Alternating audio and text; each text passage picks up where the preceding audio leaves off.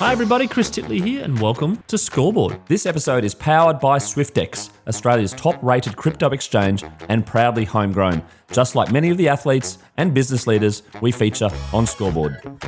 Hi, it's Chris Titley here, and on today's episode of Scoreboard, the podcast, I'm joined by Jack Kelly. Jack, thank you so much for being part of this series. Not a problem at all, Chris. I'm really excited to be here and to have a chat with yourself. You've had some amazing guests on the show, so it's a privilege to be here. Thanks, Jack, mate. We're sitting here on Monday, the 18th of August, about 10:30 a.m. in the morning. How's your morning been? My morning's been very interesting. As we were just briefly chatting about, I was slightly late to the recording because we had an unexpected delivery, and I've never, ever been recognised in Melbourne, at least, as Pistons Jack.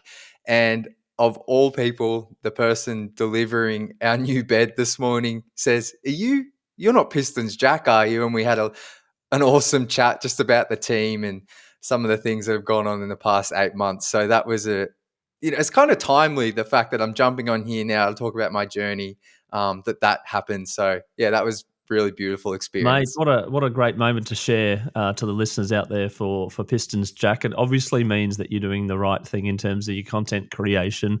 I'm going to touch on that for a second. Pistons Jack, who is Pistons Jack, and what's it all about?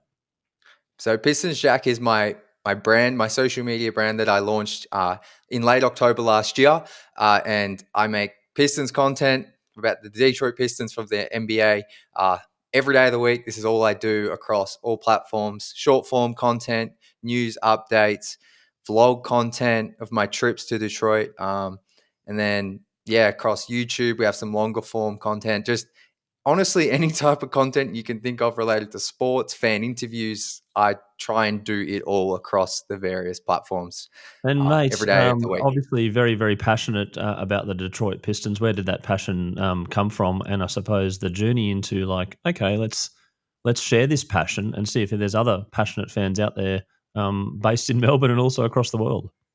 So my passion, it all starts with just a love for basketball, to be honest.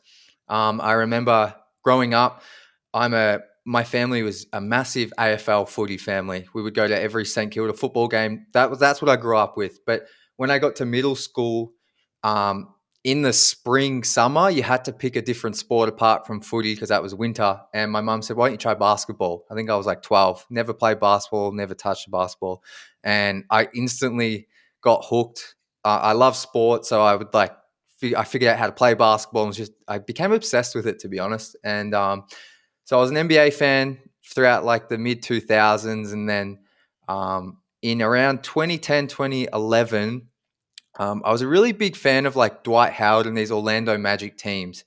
And in 2011, I saw an NBA mock draft on NBA.com, and the number one ranked player was a player called Andre Drummond, and he was touted as the next Dwight Howard. And I said to myself, whoever drafts him, I saw a mixtape of his and I just loved his game. And I thought, whoever drafts him, I'm going to go for that NBA team. A year later, the Pistons select him out of UConn. I followed his college career as much as I could. And for his rookie season in 2012, I got NBA League Pass, and I've pretty much been a diehard fan ever since. So that's how I became a fan of the Pistons. But my content journey didn't start until a lot later, which I'm not sure if we want to dive into that right now, but that's kind of where the Pistons fandom comes from. Yeah, we'll dive into it in a second. But the Andre Drummond, what was about him as a player that you sort of, wow, this kid, he's not a kid anymore, obviously, this person in college is going to be good in the NBA and shows the skills that resonate with you? I think, so I'm only 6 foot tall, so I've always been enamored by like Andre's like 6'10", very athletic. And I think I was just enamored by like, how can a guy that big jump like that? He had some skills at the time of like being a guard like player. I just thought there was something special about him, and he's had a very decent NBA career. But I think it's just something about like a lot. That's what I think I love about basketball as well. Like some of the athleticism of these players, the size they are. Yeah, you often don't see people that can move that quick and with that agility. That combination, I think, is just something that I don't have, and I think it's really cool and amazing. So I think that's what drew me to him. Yeah, no, that's I suppose the spectator viewership of some of these sports is the gap between the average punter's skill level and the skill level that you're seeing on the court, and then you go, wow, like this is a real wow moment, and you get that with the NBA, and you get that with basketball, full stop. But when did you start sharing a little bit of content around the Detroit Pistons, and who was it? Was it like just to your mates, or was there sort of like a blog that you started, etc.? So I think I would always comment on a blog. It was called the Detroit Bad Boys blog for Vox Media over in the US. I'd always comment on it. It was the only place I could really find people to kind of talk with. But I didn't comment a lot. They'd have game threads so you could talk throughout the games. But my actual content creation journey probably didn't start until 2021. And I met my now girlfriend at the time in 2020, just before COVID. And she said, and my background is like I just turned 30. My background is in telecommunications. That's what I did. I like fiber optics, the NBN. That's what I did out of school from 2013 for like 8-9 years. And at the time, she was like, "You are obsessed with basketball. Why do you not do anything with this passion you have?" She's like, "You should be." Like, because I would watch every game, like stay up late at night to watch replays. And so I was like, okay, for me, like my goal became, I just want to work in sport full time. So I was like, to me, I thought this blog that I'd been commenting on, I was like, okay, maybe I'll just try and start writing for them. And so in the end of 2021, around October, I was accepted to be like a staff writer, just a voluntary position. You write like one article a week. And that's what I did. And I started posting on Twitter, and that's where it started. And then I kind of started building a little following on Twitter, like nothing crazy. I got to like 1,000 followers. And I started to realize I don't enjoy writing as much. I just thought that was my only pathway to getting a job in sport, is being maybe a journalist. But I kind of really enjoyed just posting highlights, hyping up the players, talking about certain topics, not in a long form way. But I kept writing. And then in 2023, that page I was writing with, I got a media pass for the Summer League in 2023 after about a year and a half of writing there. And I went there to cover the Pistons to Las Vegas, and I learned some key lessons while there. I learned that journalism is not for me. Being in those media scrums is not for me. I'm not sure if you've had that experience, Chris. Maybe you have, maybe you No, haven't. I But haven't. I haven't been a part of it. Or I haven't got any media passes per se. I'm just doing my little thing here. But I'd imagine you call it the scrum, obviously. So it's kind of it like, was, fierce. yeah, it was really intimidating. And for me, like, I paid for this whole trip to go and everything. Like, I got the media pass, which was amazing, but I invested a lot to go for this experience. And at the time, I felt a little bit let down because I was like, man, like, I just kind of realized this isn't what I wanted to do. And I didn't really like having that relationship with the players. Not that there's anything wrong with the media and their players' relationship. It's a different relationship to what I like. I realize I really like my fandom. And to do that job, you almost have to be unbiased for the most part. Of course, a lot of people still have their team that they support in a way, but I realized that that wasn't for me. But while there, I was lucky enough to meet with uh, the head of, at the time, the Pistons marketing team. We got some breakfast. He reached out to me, Bilal Saeed, a mate, like, so grateful for our relationship. And I met him. And this relationship will come into it later. But also at that time, just before 2023, I'd been doing casual work for the NBL back here in Australia. Just the NBL one on the weekends, I would do their socials for game nights, like posting across their platforms.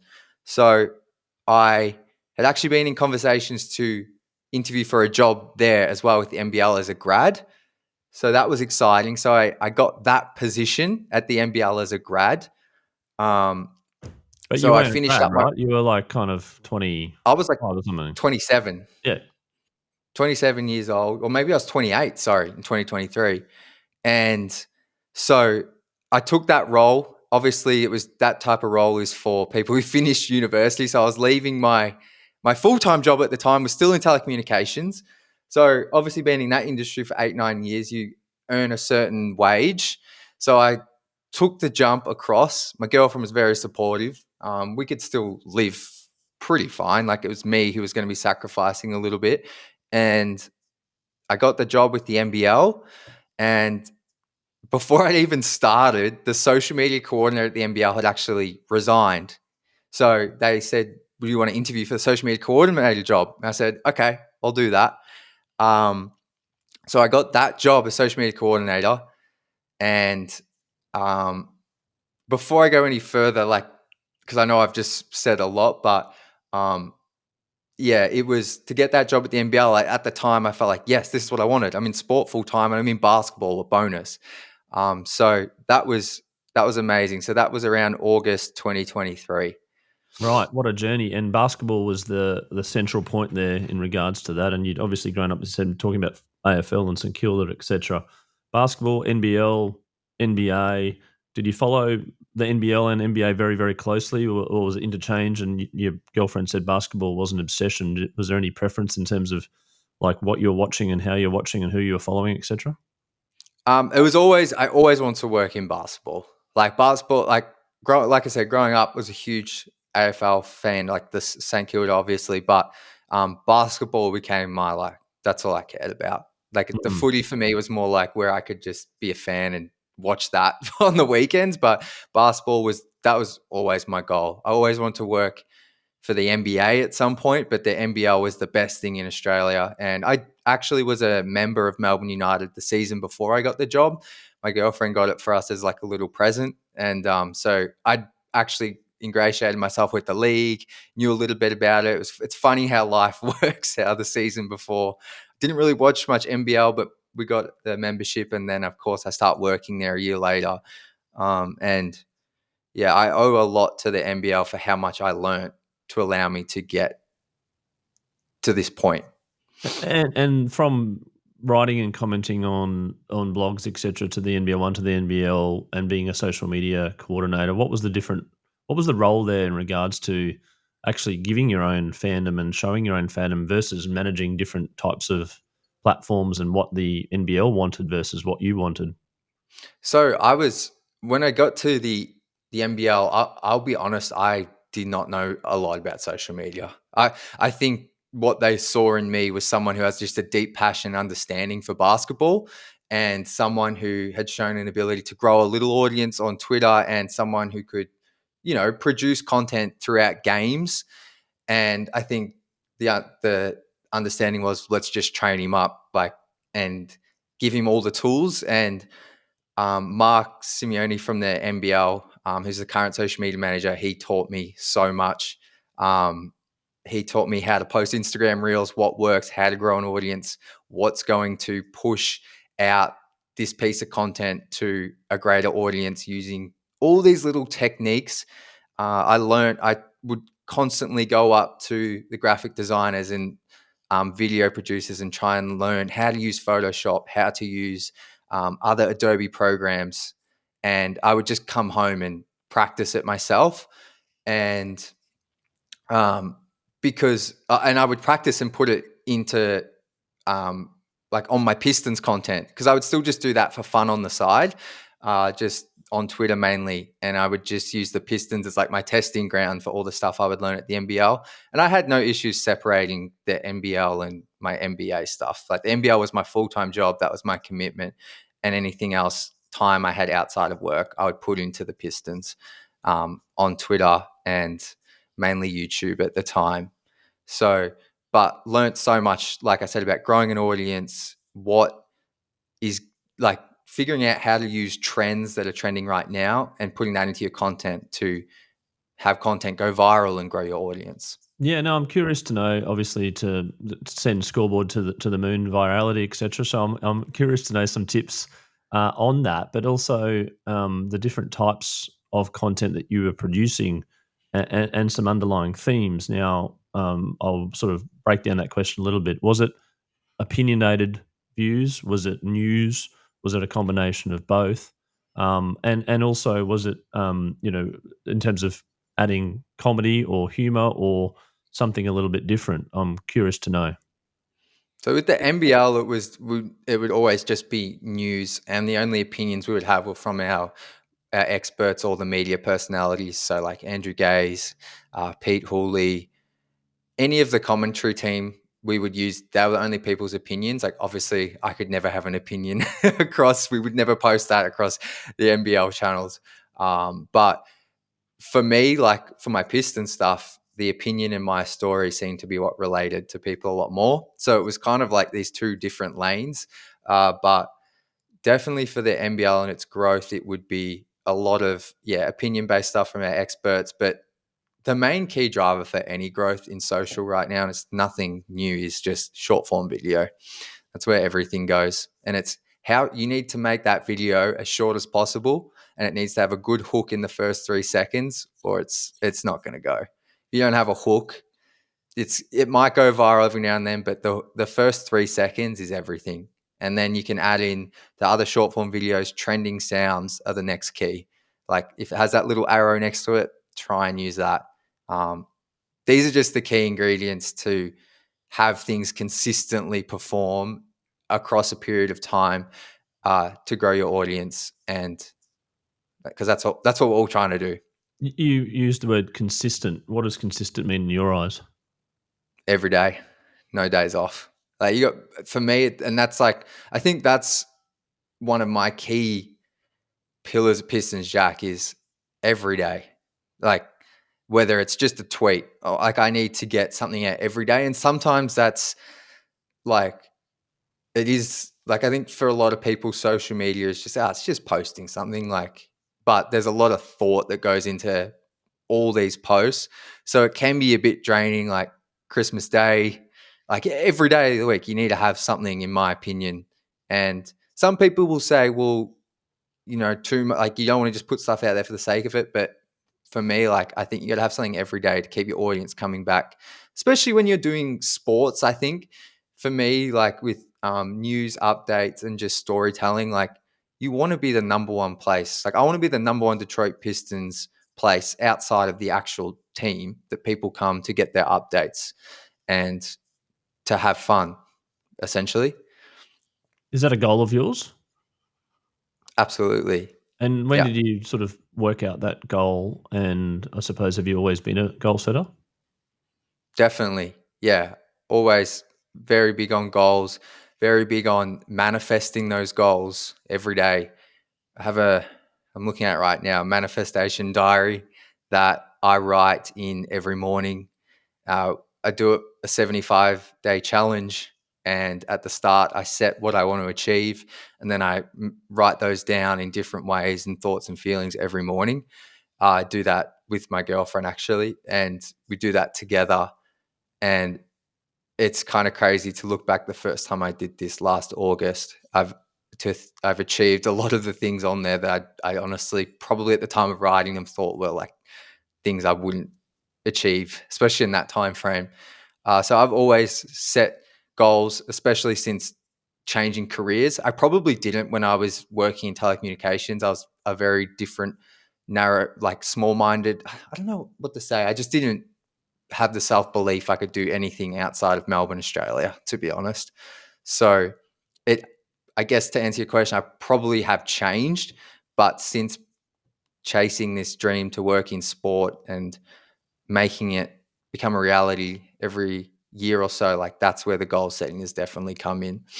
When it comes to the goal setting, were there actual metrics involved? Now, I asked this question because I've asked a number of athletes around, the goal is the gold medal, but not necessarily the goal is not the gold medal. The goal is to be the best version of yourself, to give yourself the best chance to win the gold medal and then see what happens. I'm curious to know what yours are in regards to sort of tangible metrics. A bit both, honestly. A bit of both. Like I'll have monetary values in there. I'll have engagement metrics, but then some of them are just like, I want to shoot a piece of content with this person or this athlete, or I want to collaborate with whatever account. Like, so it's honestly a bit of both. And of course, sometimes you don't hit them, but I always aim for them. And I know that I will hit them at some point. But What's one of the ones that you hit that you one of your most proudest ones so far? Collaborating with an NBA player on a piece of content, collaborating with the Pistons on a piece of content, having the Pistons fly me out to a game and hosting me for a week. Those are the top ones that when I first started manifesting about Pistons Jack in August specifically, I achieved those within the first, I think that all became reality in like December, a few months later. So And did you put a time on those goals, or was it just a goal? just a goal, just a Yep. goal. And then tell us about that, achieving that goal and that particular trip. The trip was crazy. So that the first trip was in celebration of World Basketball Day. So I think it's December 23rd every year is World Basketball Day, and the Pistons were doing a campaign where they were creating customized Pistons jerseys for fans from around the world. So I was the lucky one to be chosen in Australia, and it was a jersey that had the Australian flag within the number 24 on the front. And I thought that's all I was getting. And they were going to send that to me, and we just had to take some photos and shoot like a quick video. And I thought I was great. I was so excited by that. I was like, this is the coolest thing ever. And then on the day of World Basketball Day, I got an email from the marketing and branding team saying, Jack, I need you we're going to send you another email shortly, and I need you to film your reaction. And I was like, what? And this is from Bilal, who I mentioned, who I met at Summer League like a year and a half prior. And we just stayed in touch here and there. And I was like, oh, surely not. My instant thought was, okay, they're going to surprise me with a trip. But I thought, no, surely not. There's no way. Like, I've only been doing Pistons Jack for 2 months. Like, this can't be happening. And I was thinking about my manifestation. I'm like, this is crazy. But I calmed myself down to be like, just in case it's not. So about half an hour later, we went out on the street and we were just walking. We wanted to get a nice backdrop. And we recorded it, and it was a trip. The email said, we appreciate your support. We want to fly you out to Detroit. We'll put you up, host you for some games. And yeah, it was crazy. Absolutely insane. Like, I'd never been to Detroit. I'd seen the team play once in Boston, but never been to Detroit, never been to the Little Caesars Arena. It was crazy. Yeah. And mate, getting on that plane, how excited were you? Oh, crazy. Couldn't believe it was happening. We went to New York first for a few days. And so it was almost like, I just want to get to Detroit. But we were in New York, and it was just incredible. And then the first game, I know you have a question later about what moment. You can share it now, mate. It's perfectly fine. So your scoreboard moment, I think you're referring to, which is always a moment in your life that you remember very, very vividly, and from that moment things change. So we'll get that out of the way now. So Pistons Jack, what's your scoreboard moment? it was the first game in Detroit. So obviously my page had started getting some traction. I think we just hit 10,000 followers, maybe had 20,000 in total across all our platforms. But aside that, like, we were growing. But that first game, before the game, Isaiah Stewart, who I had DM'd a little bit with, he was the player I mentioned that I collaborated with on a video, and he was really appreciative. He came over to me before the game when they were warming up, like gave me a handshake, like 10 minutes for the tip, got down courtside. And that was incredible just for him to come and say hi, because, they're like, this is their job. Like, I never want to go over and distract them from their performance. But for him to come over, give me a chest bump, smile, like dap me up, that was amazing. So I was just buzzing after that. And then after the game, for those that aren't familiar with the Pistons, their star player, their best player is his name's Kay Cunningham. He's just recently was third team All NBA, finished 7th in the MVP. He's a very big deal in Detroit and the NBA. After the game, I was kind of down beneath the basket near their bench, and I saw him walking off, and he like nodded in my direction, and I was like, what? We were in like this club area. The team just put me down there. And I was like, oh, there must be some like celebrity or someone behind me. So I fully turn around. No one's there. And then, and then I'm like, oh, and I kept my cool pretty well, like for most of the time. And I think I said to my girlfriend, I was like, oh no, Kay just nodded at me or saying, and then he points at me because he can tell I like don't believe he's looking at me. So then I come baseline, he shakes my hand. He says some very nice things to me of encouragement, just being like, we appreciate you, your content, amongst some other things. And he's like, I'm going to go out the back, sign this jersey for you. And so I got his signed game worn jersey. And from that moment, like that night, I had 5 news agencies, like Fox, CBS, The Athletic, all reached out to me and said, can we interview you? Channel 7. Like, so the next day I had a full day of media recapping my trip. Like, but it all started. Some of those things might have happened, but because I got the acknowledgement from Cade, who's like probably the most famous athlete in the city, changed my life, to be honest. Like, and then rest of the players started acknowledging me because it's kind of like, oh, if Cade acknowledges him, like it was just like a crazy moment that I'll forever be grateful for because he doesn't have to do that.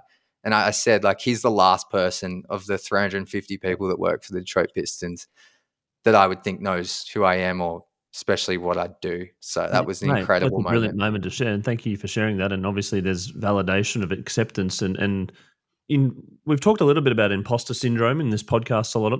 How did you feel about that? Like, this is me. I'm doing good stuff, and I'll get acknowledged by the best athlete in the Pistons, and the probably one of the best athletes in the NBA as well.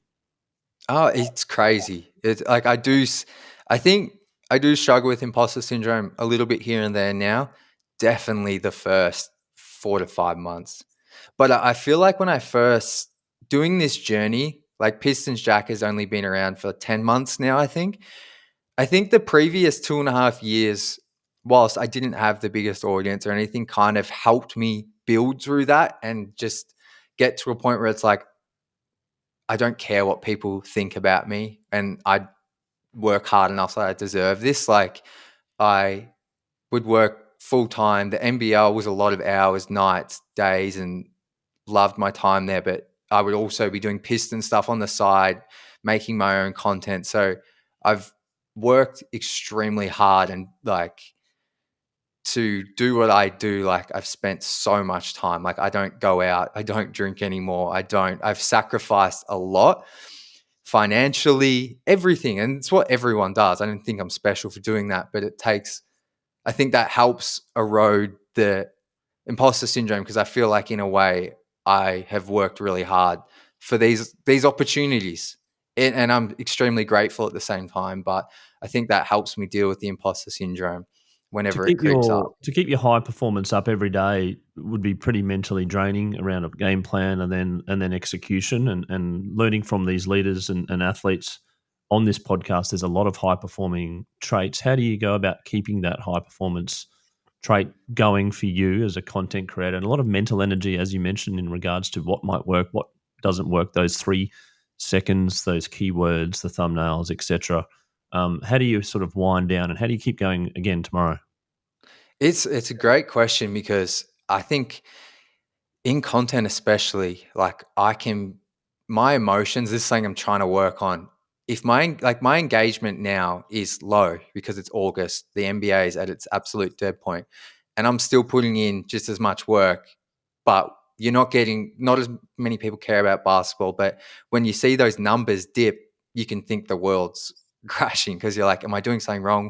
What am I doing? You start trying new things. So I'm always trying to make sure that I'm aligned with my values, my key content pillars, and just believe and be positive. And another thing for me is making sure when I'm recording myself, making videos with my voice, I keep high energy because that's something that's happened throughout the past 10 months. My energy can dip sometimes. And I think I'm a source of positivity for a lot of Pistons fans. At least that's what I try to deliver. So it can be tough trying to keep that up when I feel like the numbers are dipping and I might not be growing at the rate I want to. it's honestly a constant battle, and it's something I'm trying to work on, but it's just getting up every day, having my schedule, posting every day, making sure I'm putting out interesting content, planning, and just having a belief that, yeah, everything's tracking in the right way. And sometimes just reminding myself of the opportunities I've had in the past few months. If I'm feeling too down, like just, some of the things I've done, I dreamt about my whole life. So it's just being grateful for those moments and just continuing to just always believe and try and be as positive as I can. Couple of things on that. Interviewed Guy Malloy last week, one of the most successful WNBL coaches in history, and we were talking about trusting the process. And I said to him, "Did you ever not, veer off trusting your own process when it came to coaching?" And it was a really interesting answer that he gave around the self belief around what I'm doing. I believe is in the best interest of, and we'll get success, even if maybe it's not showing straight away. How much trust do you have in your belief that your views and content is accepted by other people and that they will follow you, particularly when you do see those numbers dip? It's trusting the process is so key, and like I said, I think that would be something I do struggle with sometimes, especially so when I got home from the playoff trip from in April and May. This was the first time with Pistons Jack I hadn't had a schedule of games ahead of me, or I didn't have any key events. So I was like, I hit like a bit of a just emotional. I got in a rut for like 2 weeks, and my content, I just was posting just not great stuff, like just kind of doing the bare minimum. And I was just like, didn't know what was wrong with me. And then I had a big chat with my girlfriends, like, I'm honestly feeling not great at all. And I was in this new scenario where I had no real structure because I essentially started Pistons Jack 3 days before the season started in October. So there's a game every 2 days in the NBA. So you build your life around that. And I had to take a week off. I didn't really post, and I had to restructure my whole off season. How am I approaching this next 4 to 5 months? And since probably at late May, after doing that, I've had a structure, and I've been trusting the process of my structure every week, planning out what I'm posting. Sometimes that changes, of course, like anything, but just trying to stick to that and knowing, like, my growth over the past 3 months hasn't been great, especially on Instagram. Like, it's not what I expected, but it's, I do know once the team starts to become more relevant, things will start growing again. And I do have great belief in my own content that it resonates with people. Uh, it's just when you're at this stage as well, when you've only just launched something, it's Pistons Jack's very new. I know that there will come this point where I'll look back, and this is just a work in progress stage where you're building the foundations. And I've had some amazing things happen, some things not happen yet that I thought might have, but just trusting and believing in my content and my knowledge of the Pistons And is then the key. trialing and error, the testing, I suppose, of the content. You're thinking, okay, this might actually go really well and resonate, and it doesn't. And Yeah. then the piece that maybe you think is, not going to be the hit on the album ends up becoming the hit on the album. How do you go managing that? That great question. The amount of times the things you don't suspect to go very well do is a huge surprise, and then the stuff you put so much work into and it just flops, and it's like, man, like I outsource some of my video editing to someone else, especially when I'm away on the trips, and I'll put together this everything, get all this content, and then it flops, and I'm like, oh, I've invested in this for an editor, and it just didn't do great, and it can be really like disheartening. But it's it's a learning process. If that doesn't work once, maybe still try it again, give it another few goes. But I think going back to like building the foundations, you need to figure out what your audience likes. And it's good to always be testing. That's something I learned at the NBL. Like, we would always try and test little things here and there, see what our audience grabs to. If they grab to it, we'll keep trialing it, keep going until it becomes a mainstay in our content schedule. But sometimes things just flop, and that's just, you just move on, or you try and attack it in a different way and present it in a different way. But yeah, those ones that you put a lot of time into and they don't come off can be really disheartening. And in It's all terms part of it. of, yeah, in terms of the variance between what you think is your own deeply passionate content, which you think, okay, this will resonate well, and maybe going, oh, actually, people love short form Instagram, so I better do some Instagram, and it better be about this. That's probably not overly, maybe not 100% true to your content, but maybe that's what people want. How are you balancing that? That's another good one. I would say sometimes I do, like I'll see other NBA accounts, like fan pages, I guess, like mine, or on YouTube, similar accounts. I'll see what they're doing and the traction they get, and I will try. Something I have struggled with and try not to do is just copy them, because I can't lose. My biggest learning with Pistons Jack on the content side has been my personality is the key part to all of this. Like, anyone can have a fan page but not have their personality in it, and people will be successful with that, but for me, my personality is key, so I need to try and keep who I am a big part of that. But it's hard when you see someone else's page doing really well and you go, well, should I start doing that? It's hard to not lose yourself within there, but I always try and keep my own views, my own personality, and try not to stray away from that, because I think that might get you some little short-term success, but over the long run, I don't think it'll pan out for me personally.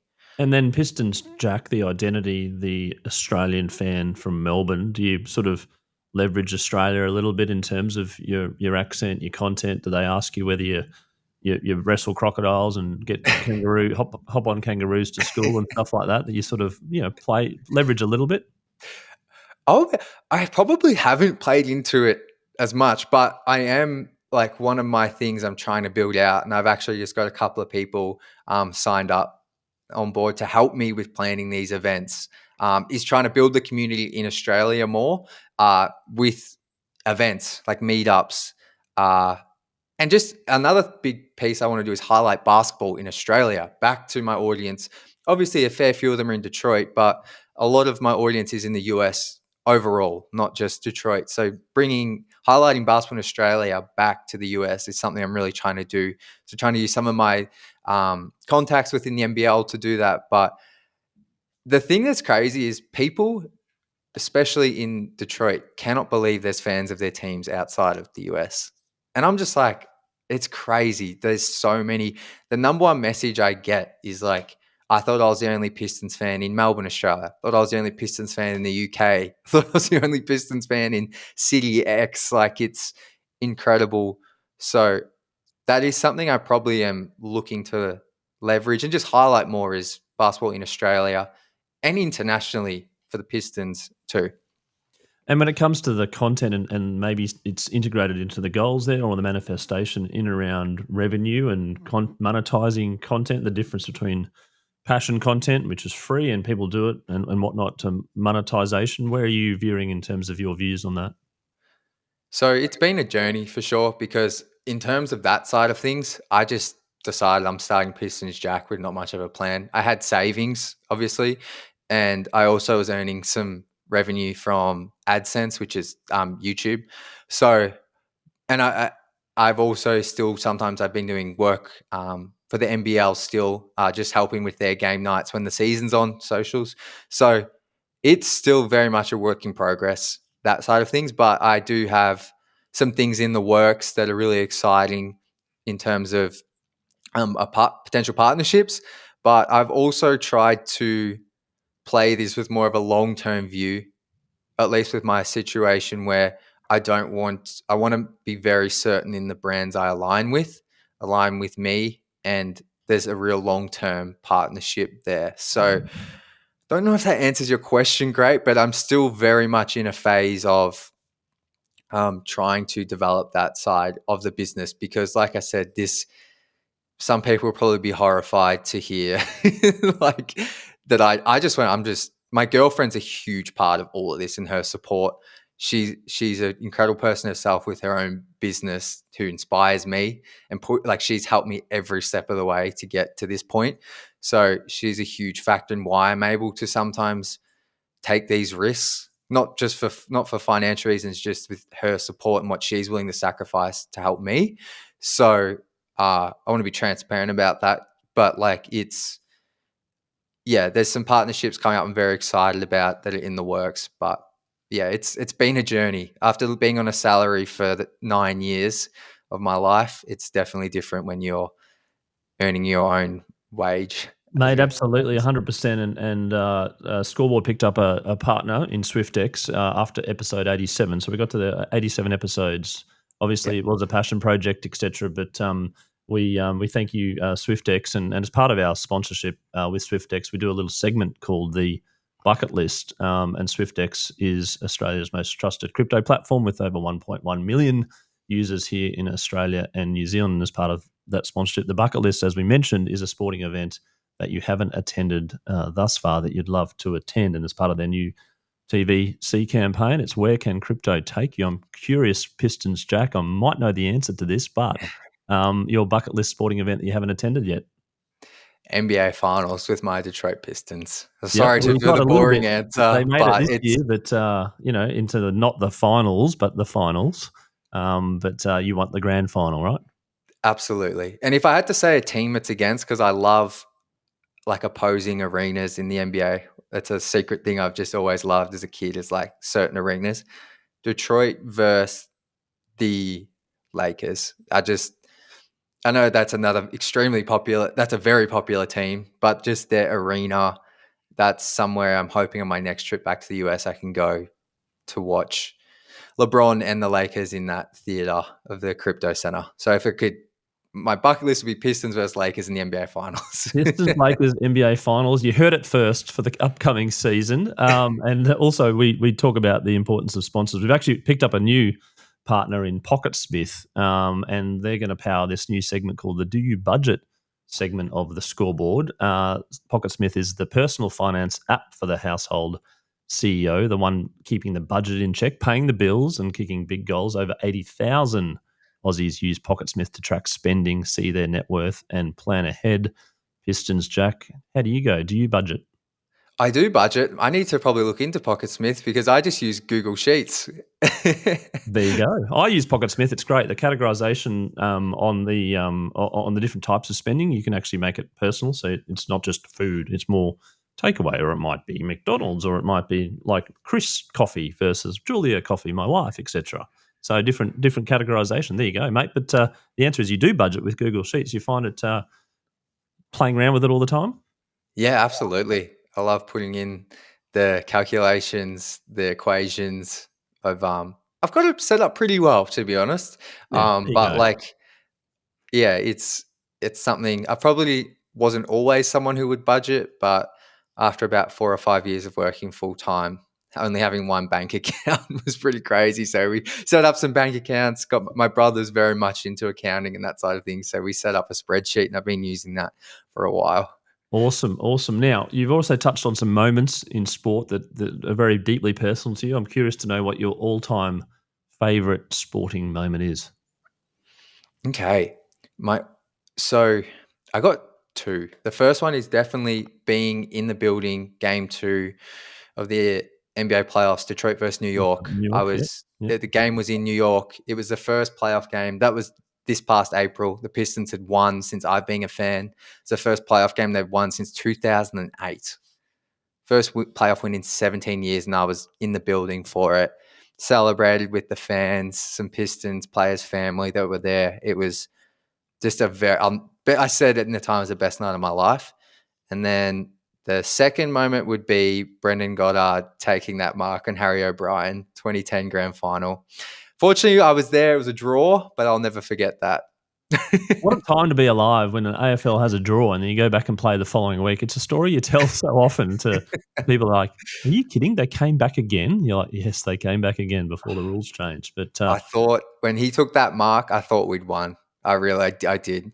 And then obviously the rest is history. Yeah, what a great game that was. And just that full-time siren, everyone was like, what is everyone feeling? Like you got 100,000 fans and 50 players and coaches going, what are you feeling? And everyone's different in terms of feeling. Do we win? Do we lose? Do we draw? We don't know. So, but anyway, we could go on for hours about that. Pistons Jack, thank you, Jack Kelly, for being on Scoreboard Podcast today. I really do appreciate sharing your story in terms of content creation, where you are now in your career, and hoping to look back at this interview and go, wow, we captured a moment in time and here on the trajectory up. I wish you all the best. Looking forward to following your content and supporting you where I can, and looking forward to catching up in real life at some point in time. Appreciate it, Chris.